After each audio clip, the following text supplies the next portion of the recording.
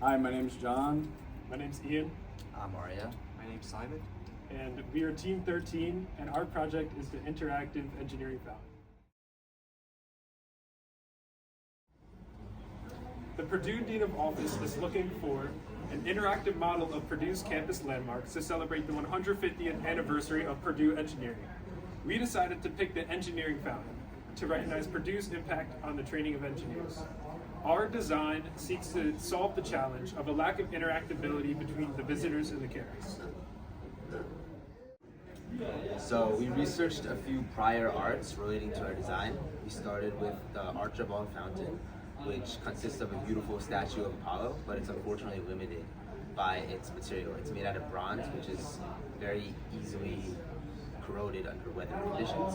Our second prior art was the Fountain of Wealth. It's a massive engineering marvel, but it's limited by its structural supports. It has 4 slanted beams, and that makes it vulnerable to weathering. A more ideal method of support would just be having horizontal beams and vertical columns. And our third prior art is the Buckingham Fountain, located in the heart of Chicago. It's unfortunately limited by its pool that is surrounding the entire fountain, so it limits accessibility to like all the viewers because of the pool. They can't get up close interaction. And then moving on to our ideas generated, we created some simple sketches, some low fidelity prototyping, and biomimicry.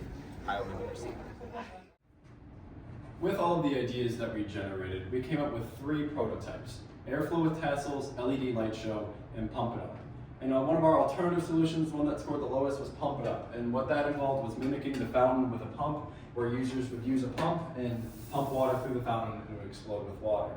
Now it was lower because of all the tests that we had for each and every prototype. We measured how the wow factor for the input and output, how much it would stun the audience. We measured the time that users were engaged, the accessibility, the durability, and the ease of construction. And overall, the LED light show proved to be the favorite.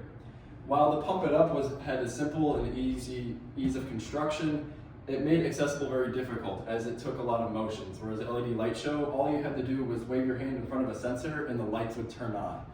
And the airflow tassels as well was pretty close with the LED light show, as it's the same principle where you wave your hand in front of a sensor and the fan will turn on and blow tassels mimicking the water.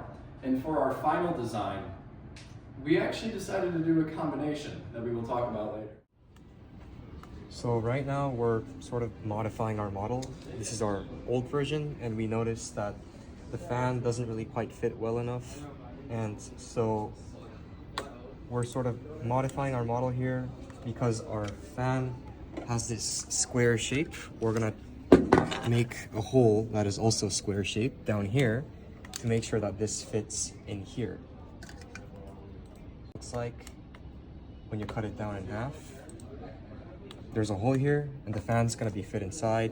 When the blade rotates, it's gonna suck in all the air from the bottom, and then the wind's gonna blow through this little funnel where we're gonna have the blue tassels, and the blue tassels are basically gonna represent the water droplets, and they're gonna be blowing as the fan rotates. We have chosen to combine both the fan prototype that Simon mentioned earlier with our light prototype. This is because the circuitry can overlap, and they both got similar scores in the decision matrix. There are some limitations with our combined model, which mostly revolve around the electronics that are used. One issue that we can run into is the sensor. The sensor itself can run into issues if it's fogged or if it's something is already clouding it. The LEDs and the fan may be on at multiple times. We also run into issues with the LEDs themselves, as if too much power and amperage is flowing through them, the LEDs could fail. And we also have to be careful of very many outside considerations like indoor, like weather, and also any sort of water or liquid.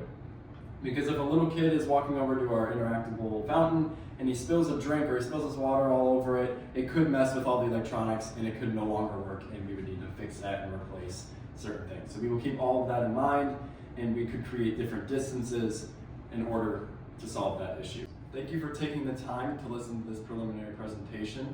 Here are our wide list of sources that we used during this project for both research and design ideas.